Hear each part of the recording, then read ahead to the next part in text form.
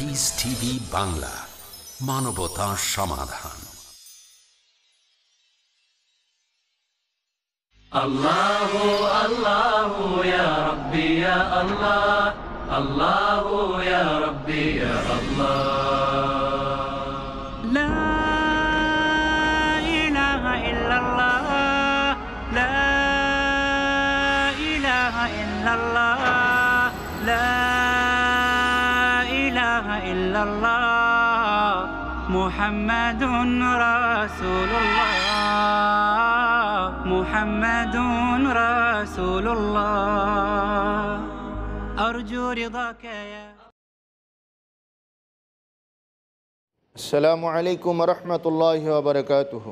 আলহামদুলিল্লাহ রাব্বিল আলামিন, ওয়াসসালাতু ওয়াসসালামু আলা আশরাফিল আমবিয়া ওয়াল মুরসালিন ওয়া আলা আলিহি ওয়া সাহবিহি আজমাইন।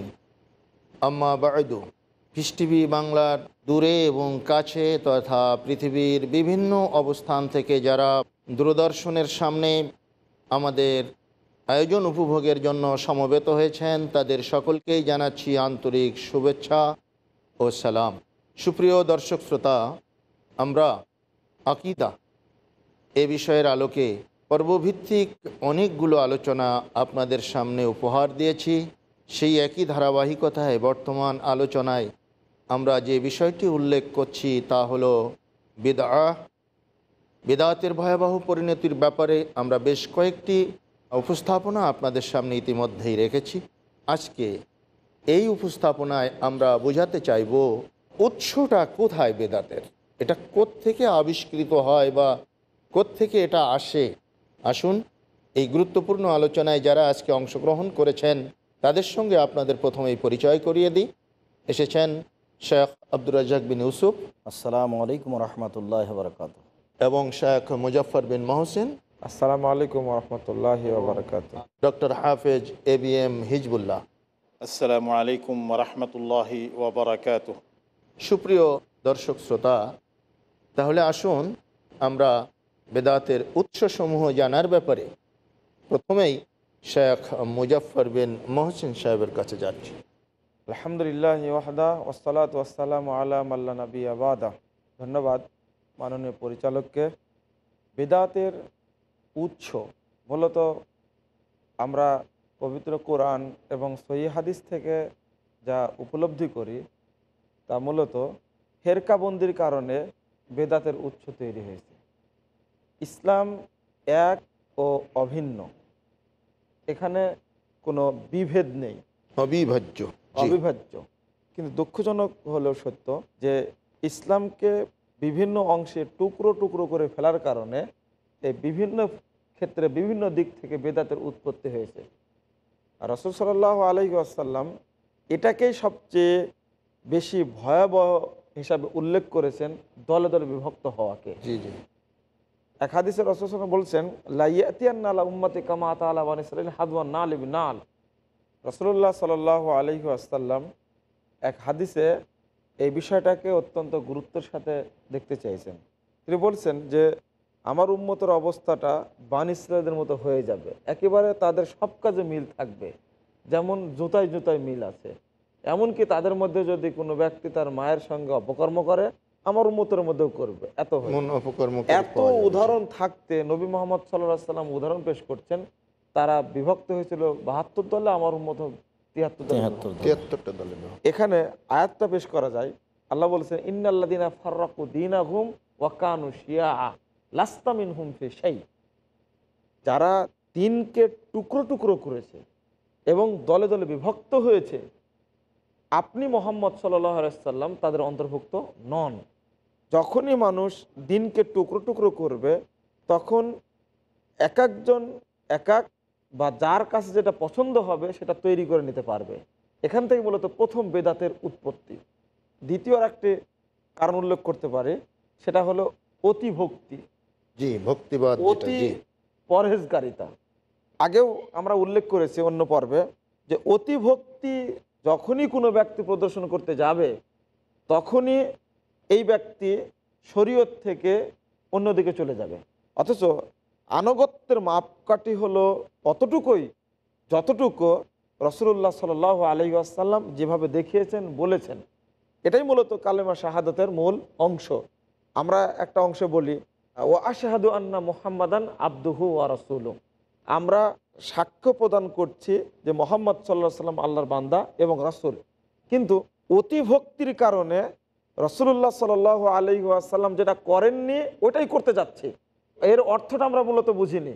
এর অর্থ হলো তাসদীকুহু ফিমা আখবারা, নবী মুহাম্মদ সাল্লাল্লাহু আলাইহি ওয়াসাল্লাম যে বিষয়ে আমাদেরকে জানিয়েছেন সেটাকে সত্যায়ন করা, ও আল্লাহ ইউবাদা ইল্লা বিমা শারা, আর ওই জিনিসের ইবাদত না করা যেটা তিনি বলেননি, অর্থাৎ তারই ইবাদত করা যেটা তিনি শরীয়ত হিসেবে প্রবর্তন করেছেন।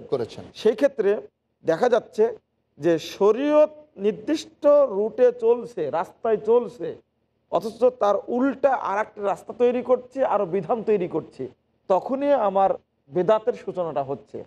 আর একটা আয়াত উল্লেখ করা যায়, আল্লাহ রাব্বুল আলামিন রাসূলুল্লাহ সাল্লাল্লাহু আলাইহি ওয়াসাল্লামকে লক্ষ্য করে বলছেন, সুম্মা জাআলনাকা আলা শারিআতিন মিনাল আমর ফাত্তাবিহা ওয়ালা তাত্তাবি আহওয়া আল্লাযিনা লা ইয়ালামুন, আমি আপনাকে নির্দিষ্ট শরীয়তের উপরে নাজিল করেছি, প্রতিষ্ঠিত করেছি, সুতরাং আপনি কেবল তারই অনুসরণ করুন, আর তাদের অনুসরণ করবেন না যারা বেদাতের অনুসরণ করে, প্রবৃত্তির অনুসরণ করে।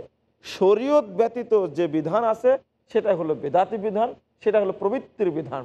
সুতরাং আমাদেরকে ওই মানহাজের উপরে থাকতে হবে, বাহিরটা হলো বেদাতি মানহাজ। বিষয়টা যে আমরা শেখ বিএম হিজবুল্লাহর কাছে একটু যাচ্ছি। শেখ, আপনি বেদাতের উৎসের ব্যাপারে দর্শকদের উদ্দেশ্যে কিছু বলুন।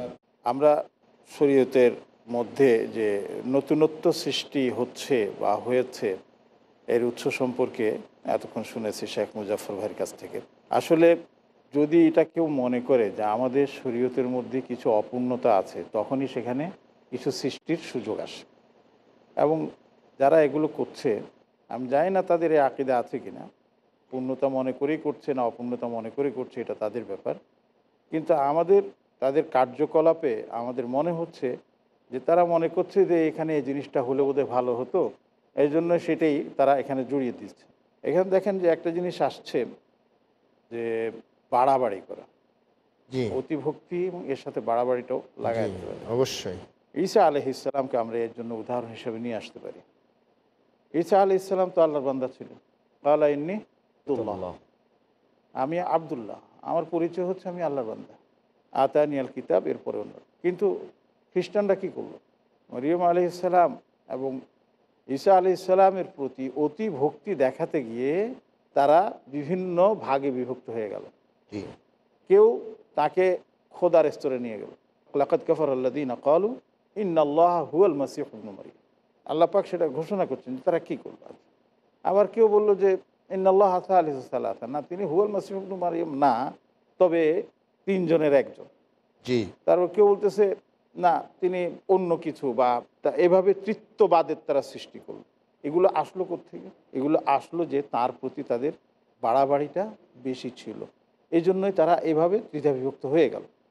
ঠিক আমাদের শরীয়তের মধ্যেও এটা আছে, এটা বোধহয় একটা হাদিসের মধ্যে আছে, লা তুতরুনি,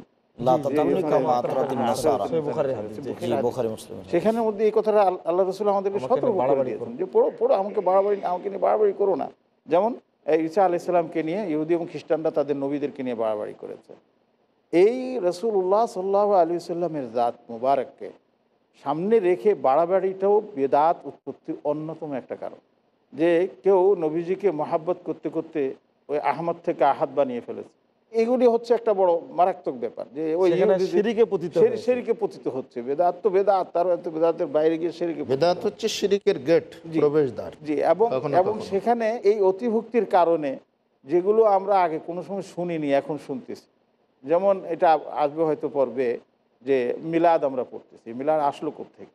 রাসূলুল্লাহ সাল্লাল্লাহু আলাইহি ওয়াসাল্লামের প্রায় 500 বছর পরে, 600 কত খ্রিস্টাব্দ মনে নেই, সে 625 হিজরিতে এটা শুরু হয়েছে। সেই যে ধারা চালু হয়েছে এখনও চলছে প্রায় দেশে দেশে। শুধু এটা না, আরও বড় আজীব আজীব কাণ্ড কারখানা চলছে আপনার বিভিন্ন দেশের বিভিন্ন সময়। এই যে 12ই রবিউল আউয়াল, যেটা জন্মদিবসের চাইতে মৃত্যু দিবস হওয়াটা বেশি, মানে আপনার এটাই ঠিক। আর মৃত্যু 9 রবিউল আউয়াল মৃত্যু দিবস, কিন্তু এটাকে আমরা গুলিয়ে ফেলেছি। তো এইগুলি কোত্থেকে আসলো? এগুলি এই যে অতি ভক্তি যেটা আছে, এই ভক্তি করতে গিয়ে এখন জশ্নে জুলুসে ঈদে মিলাদুন্নবী এগুলি আমরা সবগুলি এখন কি জানি বলে সামনে নিয়ে সম্পূর্ণ আসি। বেদাতি কারণ। সব এর কোনো অস্তিত্ব নাই, ভিত্তিহীন ব্যাপার এগুলি, ইবাদত তো প্রশ্নই ওঠে না। হ্যাঁ, এইভাবে আমরা উৎসগুলো আমরা মানে চিহ্নিত করতে পারি। অত্যন্ত মনোজ্ঞ আলোচনা শেখ বিএম হিজবুল্লাহ করছিলেন যে আসলে ভক্তির যেখানে বাড়াবাড়ি, তাহলে আমরা উৎস মূল নির্ণয় করতে গিয়ে ভক্তিবাদ একটাকে নির্ণয় করতে পারি যে বেশি ভক্তি করতে গিয়ে বেদাত করে ফেলেছি। অতিরঞ্জন অতিরিক্ত কোনো কিছুই শরীয়ত সমর্থন করে না। নবী মুহাম্মদ সাল্লাল্লাহু আলাইহি সাল্লাম যেভাবে করেছেন, যে কাজ যতটুকু করেছেন সেই কাজটা ততটুকু সেভাবে করাটাই সুন্নাত। অতিরিক্ত করতে যাব ভক্তি করে বেদাত হয়ে যাবে, যেটা মোহতারাম বলছিলেন যে শেখ আব্দুর রাজ্জাক বিন ইউসুফ যে কথা বলতে চাচ্ছেন। জাযাকাল্লাহ খায়ের। আমরা যে বিষয়টি আলোচনা করছি বেদাতের উৎস, আমরা এই কথাটি আলোচনা করার পূর্বে আরেকটা কথা বলতে চাচ্ছি যে যেমনভাবে রাসূল সাল্লাল্লাহু আলাইহি সাল্লাম পাপের কাজকে প্রবৃত্তির অনুসরণ বলেছেন, তেমনিভাবে ইসলামের নামে, ধর্মের নামে, ইবাদতের নামে বেশি করাকেও প্রবৃত্তি বলেছেন। যেটা কথা রাসূল সাল্লাল্লাহু আলাইহি সাল্লাম ওখানে বলেছেন যে তাতাজারা তিলকাল হাওয়া, তিলকাল আহওয়া, যে মানুষের ভিতরে এই বেদাতের প্রবণতা এমনভাবে ছড়িয়ে যাবে যেমনভাবে কুকুর কামড়ালে ওর যে লালার জীবাণু তার শরীরের সব জায়গাতে পৌঁছে যায়। তাহলে বিদাতটা মানুষের ভিতরে এইভাবে ছড়াবে, তাহলে প্রবৃত্তিকে আল্লাহ রাসূল বিদাত বলছেন। তার মানে ও বেশি ইবাদত কেন করতে গেল? মনের চাহিদা অনুযায়ী করতে যাচ্ছে। দলেরই উৎসের কারণে এটা ঘটনা ঘটছে। যেমন ভাবে রাসূল সাল্লাল্লাহু আলাইহি ওয়াসাল্লাম বলেছেন যে মন যেটা চাইবে সেটাই করতে হবে, এই মনোবৃত্তিটাই বেদাতের দিকে মানুষকে ঠেলে দেয়। সুপ্রিয় দর্শক শ্রোতা, আমরা সামান্য সময়ের জন্য আপনাদের কাছে ছোট্ট একটু বিরতি নিচ্ছি। বিরতির পরে আবারও আমরা আমাদের নিয়মিত আলোচনায় উপস্থিত হব ইনশাআল্লাহ। ততক্ষণ সঙ্গেই থাকুন। আসসালামু আলাইকুম ওয়া রাহমাতুল্লাহ। Allahu ya Rabbi ya Allah. Who was the first prophet? Was a prophet the first one to read and write? Did God speak to a prophet? A prophet in a prison. A prophet who commanded the birds, insects, and animals? Want to know more? Join us for Stories of the Prophet. দেখুন নবীদের কাহিনী প্রতি রবিবার রাত 7:30 বাংলাদেশে ও সন্ধ্যা 7টায় ভারতে, piece TV বাংলায়। Dialogue. Discussion. Debate. Rebuttal. Conclusion. Eliminate misconceptions about religion. Get enlightened. Witness Dr. Zakir Naik in a battle of words. দেখুন সম্মুখ সমরে প্রতি বৃহস্পতিবার রাত 9টায় বাংলাদেশে ও রাত 8:30 ভারতে, পিস টিভি বাংলায়। যা মানুষকে আখিরাতমুখী করে। আল্লাহ তাআলা চান মানুষ যেন আখিরাতে প্রতিযোগিতা লিপ্ত হয়ে যায়। যা পার্থিব লোভকে হ্রাস করে। বেশি বেশি পাওয়ার নেশা, বেশি বেশি পাওয়ার আগ্রহ তোমাদেরকে অতি ব্যস্ত করে ফেলবে। যা দ্বীন ও দুনিয়াবী পরীক্ষায় সফলতা দান করে। আল্লাহ তাআলা আমাদেরকে সম্পদ দিয়ে পরীক্ষা করেন, সম্পদ নিয়ে পরীক্ষা করেন। যা আত্মসমীক্ষায় অনুপ্রাণিত করে। আমি পুরো সময়, পুরো এনার্জি, পুরো চিন্তা, পুরো সংগ্রাম সাধনা যা কিছু করলাম, কোনটা অর্জন করার জন্য করলাম। জানুন কেমন করে অর্জন করা যায় আল্লাহর অনুগ্রহ, অন্তরে আল্লাহ ভীতি সৃষ্টিকারী হাদিস সমূহ। পরবর্তী অনুষ্ঠান পিস টিভি বাংলায়। Allahu ya Rabbi ya Allah. আসসালামু আলাইকুম রহমতুল্লাহি ওয়া বারাকাতুহু। সুপ্রিয় দর্শক শ্রোতা, আমরা বিরতিকালীন সময়ের সঙ্গে থাকার জন্য ধন্যবাদ জানিয়ে আমাদের আলোচনা পর্বে আমরা ফিরে আসতে পারলাম, ফালিল্লাহিল হামদ। যে কথা বলছিলাম একটু স্মরণ করিয়ে দিই। আমাদের বিষয়টা হচ্ছে আকীদা। এর আলোচনায় পর্বভিত্তিক যে উপস্থাপনা আমরা আপনাদের সামনে পেশ করতে যাচ্ছি, তারই একটি পর্ব হলো বিদআহ। এবং তার উৎসমূল। কারণ বেদাতের ভয়াবহ পরিণতি সম্পর্কে যদি আমাদের আকীদা বিশ্বাস আগে পোক্ত না থাকে, তাহলে কিন্তু ওটা থেকে বিরত থাকার কোনো সম্ভাবনা আমরা হাসিল করতে পারবো না। তাই আসুন আগে আমাদের আকীদাকে বিশুদ্ধ করি, বেদাতকে বেদাত বলতে শিখি, সুন্নাহকে সুন্নাহ হিসাবে গ্রহণ করতে শিখি। জি শেখ আব্দুর রাজ্জাক বিন ইউসুফ যে কথা বলছিলেন। জি, যেটা বলছিলাম সেটা হচ্ছে এই যে আল্লাহ রসুলকে ভালোবাসতে গিয়ে, ইবাদত বেশি করতে গিয়ে যেটা আল্লাহ রসুলের সুন্নাতের বেশি হয়ে যাচ্ছে, সুন্নাতকে উপেক্ষা করা হচ্ছে, সেটাকে আল্লাহ রসুল প্রবৃত্তি বলেছেন। জি, হাওয়া প্রবৃত্তি। জি, যেমনভাবে পাপ কাজের ব্যাপারেও তিনি ওটাকে প্রবৃত্তির অনুসরণ বলেছেন, যে 3 শ্রেণীর মানুষ ধ্বংস হবেই এ কথা বলেছেন। তার এক শ্রেণীর বলেছেন যে হাওয়া মুত্তাবাউন, ওই ব্যক্তি যে তার প্রবৃত্তিকে মেনে চলে।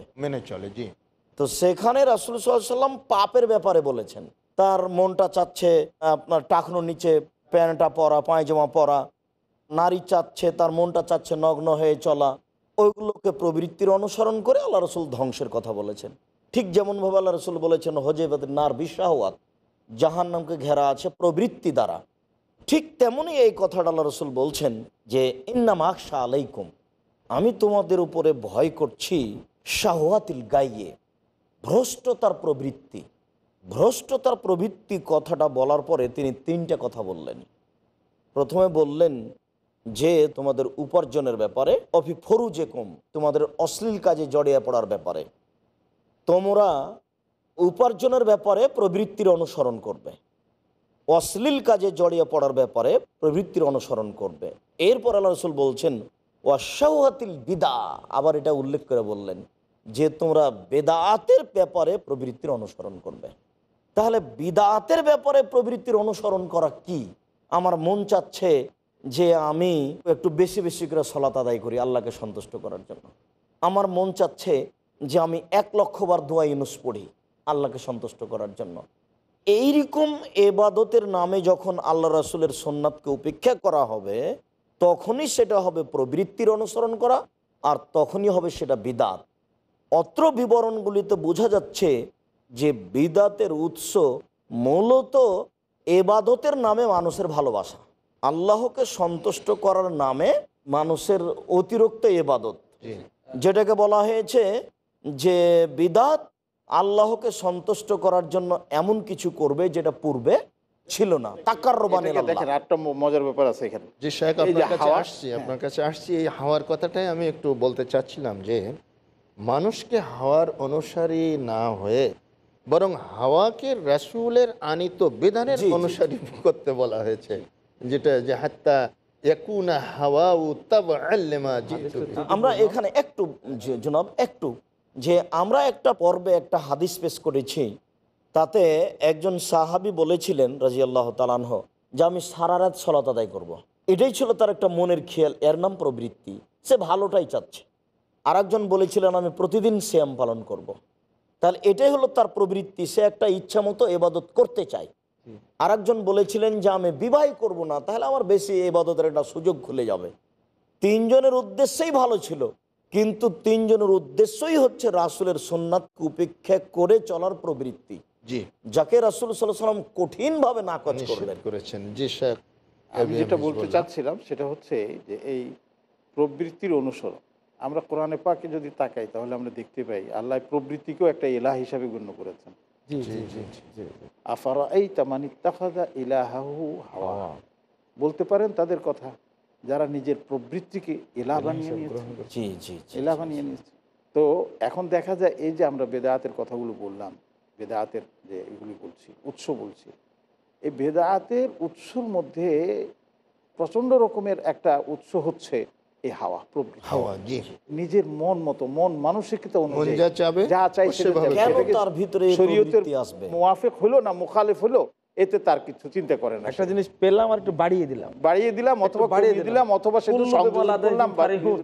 এই যে যেটা দলের উৎসের কথা বলছিলাম, প্রত্যেক দল নিজের কর্মসূচিকে উত্তম মনে করে, যেটা তৈরি করে সেটাকে উত্তম মনে করে।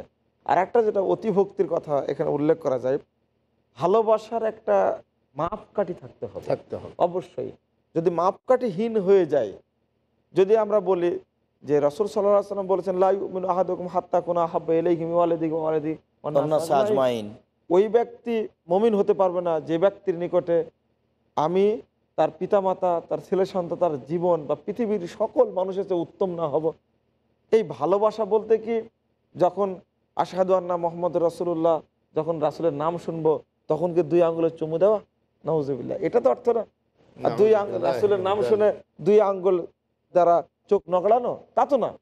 আমরা এটা দেখতে চাই ভালোবাসাটা কি, এটা দেখতে যদি আমরা নিরীক্ষণ করি, পর্যবেক্ষণ করি, তখন চলে যেতে হয় রাসূলুল্লাহ সাল্লাল্লাহু আলাইহি সাল্লামের ওই হাদিসের ক্ষেত্রে। উমর রাদিয়াল্লাহু আনহু যেটা বললেন, একদিন উমর রাদিয়াল্লাহু আনহু চলছেন, আল্লাহ নবী হাত ধরে নিলেন, তখন তিনি বলছেন যে আপনি আমার কাছে সর্বাধিক প্রিয় ইল্লা নাফসি, আমার নাফসের জীবনের চেয়ে পৃথিবীর সবকিছু থেকে উত্তম। জি, তখন তিনি বলেছেন লা, তুমি তাহলে এখনো মুমিন হও। তখন বললেন যে ওয়াল্লাযী আনতা আহাব্বু ইলাইয়া মিন কুল্লি শাইইন হাত্তা নাফসি, আপনি আমার কাছে সবকিছু থেকেই প্রিয়, এমনকি আমার জীবনের চেয়েও প্রিয়। আল আন ইয়া ওমর, তখন বললেন যে ওমর এখন এখানে ভালোবাসার মাপকাঠি পাওয়া যায়। কুল ইন কুনতুম তুহিব্বুনাল্লাহ ফাত্তাবিউনি, তোমরা আল্লাহকে ভালোবাসতে চাইলে আমাকে অনুসরণ করো। এই ইত্তেবাটা হলো ভালোবাসার মাপকাঠি। এই কথাটাই রাসূলের আদর্শের অনুসরণ করাটাই হচ্ছে ভালোবাসা। এই আয়াতটা এবং আমরা যে আলোচনা করছি সব আলোচনার সম্পর্ক আমরা রাসূল সাল্লাল্লাহু আলাইহি ওয়াসাল্লামের ওই বাণীটা, যে বাণীটাতে রাসূল সাল্লাল্লাহু আলাইহি ওয়াসাল্লাম বললেন যে লা ইউমিনু আহাদুকুম হাত্তা ইয়াকুনা হাওয়াহু তাবান লিমা জিতু বিহি, অতক্ষণ পর্যন্ত মানুষ একজন, এটা মওকুফ সূত্রে সহিহ আছে, তো অতক্ষণ পর্যন্ত একজন মানুষ মোমেন হবে না বা আমাকে ভালোবাসতে পারবে না যতক্ষণ পর্যন্ত তার প্রবৃত্তি আমি যেটা নিয়ে এসেছি সেটাকে অনুসরণ না করছে। তাহলে অত্র হাদিস দ্বারা প্রমাণিত হয় যে আমি নিয়ে এসেছি মানে আমি নিয়ে এসেছি আসসালামু আলাইকুম, পরস্পর মুসাফা করো, হাত পৃথক হওয়ার পূর্বেই তোমার পাপ ঝরে যাবে, এটা হলো আমার নিয়ে আসা সুন্নাত। এখন শেষ যখন হয়ে গেল তখন আবার বুকে নিয়ে আসছো কেন? আমি তো এটা নিয়ে আসিনি। এটাই আসলে বড় চমৎকার একটা বিষয় আছে যে রাসূলের ইতাআত আর ইত্তেবা। জি, ইত্তেবা হচ্ছে আল্লাহর মহব্বতের পরিচয়, আর ইতাআত হচ্ছে হেদায়েত প্রাপ্তির পূর্ব শর্ত। ইতাআতটা কি? ওয়াইন তুতিউহু, দেখেন ওয়াইন তুতিউহু তাহতাদ, কুল আতিউল্লাহ ওয়া আতিউর রাসূল ফাইন তাওয়াল্লাউ ফাইন্নামা আলাইহি মা হুমিলা ওয়া আলাইকুম মা হুমিলতুম ওয়াইন তুতিউহু। এই মাসদার বলা হয়েছে রাসূলুল্লাহ সাল্লাল্লাহু আলাইহি ওয়াসাল্লাম দিকে গেছে, মানে সর্বনাম, যে তোমরা যতক্ষণ পর্যন্ত না রাসূলের পূর্ণাঙ্গ ইতাআত না করবে হেদায়েত প্রাপ্ত হবে না।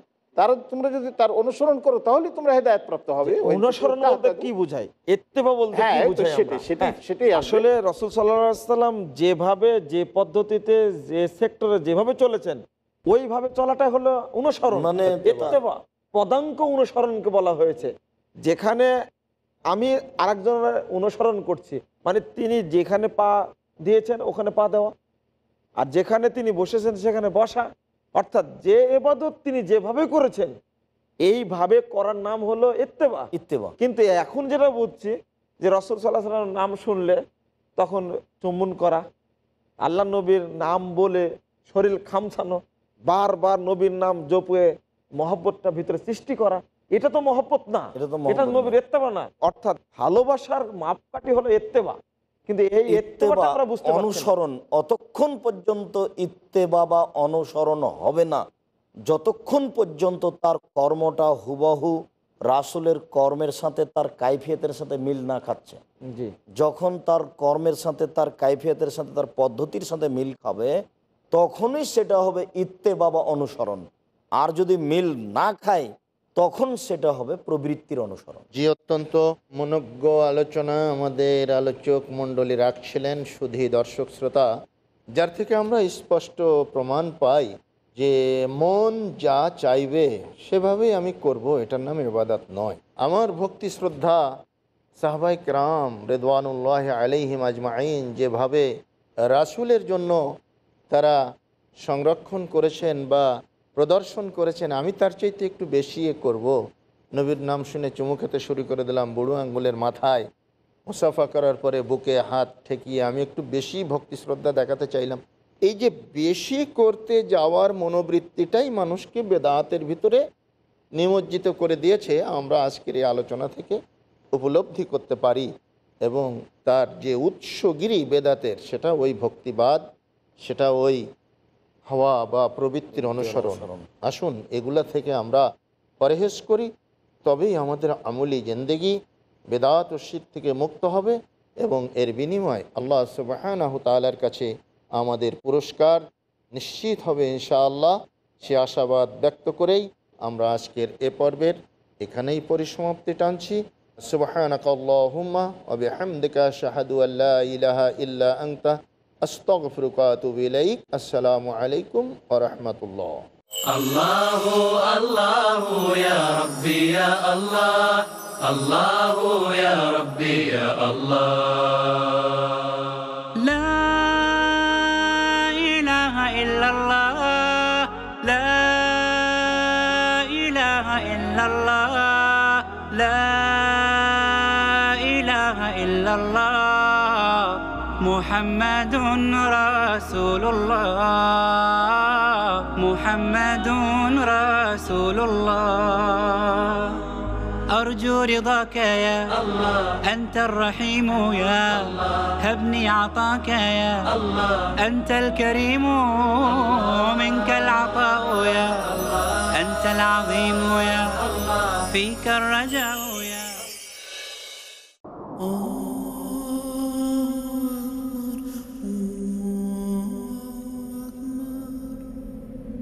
পৃথিবীতে এই অর্থের সঠিক ব্যবহার করা হলে পরকালে এর পরিপূর্ণ প্রতিদান পাওয়া যাবে। ইয়া আইয়ুহাল্লাযীনা আমানু আনফিকু মিম্মা রাযাকনাকুম মিন ক্বাবলি আন ইয়াতিয়া ইয়াওমুন লা বাইউন ফীহি ওয়ালা খুল্লাতুন ওয়ালা শাফাআহ। পবিত্র কোরআন অনুযায়ী সম্পদের সর্বোত্তম ব্যবহারের একটা উপায় হলো আল্লাহ সুবহানাহু ওয়া তাআলার পথে ব্যয় করা, তার দেওয়া ইসলামের সঠিক বাণী ছড়িয়ে দেওয়ার মাধ্যমে।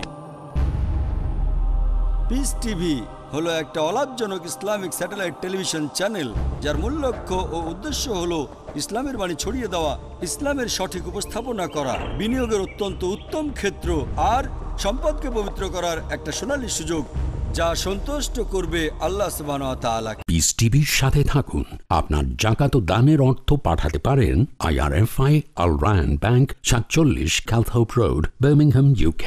Postcode B151TH. Pound account number 01132301. IBAN GB49 ARAY 30008301 132301. Sort code 300083. Swift BIC code ARAY GB22. টাকা পাঠিয়ে আমাদের ইমেল করুন support@peacetv.tv। পিস টিভি, মানবতার সমাধান। কোরআন একটা চূড়ান্ত বার্তা। মহাবিশ্বের মহাবিস্ময় মহাগ্রন্থ আল কোরআন দিয়ে আমাদের হেদায়েতের ব্যবস্থা করেছেন। Quran will remain as the most modern book ever. এমন এক কিতাব, যেই কিতাব দিয়ে মানুষের সব সমস্যার সমাধান করা যায়। সমাজের মধ্যে আল্লাহ সুবহানাহু ওয়া তাআলা কোরআনকে রাখবেনই। কোরআন শুধুমাত্র মুমিনদের সম্পদ নয়, কোরআন হচ্ছে বিশ্ব মানবতার মহান সম্পদ। দেখুন শাইখ আব্দুর রহমান মাদানির সাথে আসুন কোরআন দিয়ে জীবন গড়ি। আজ রাত 11টায় বাংলাদেশে ও রাত 10:30টায় ভারতে। পিস টিভি বাংলায়।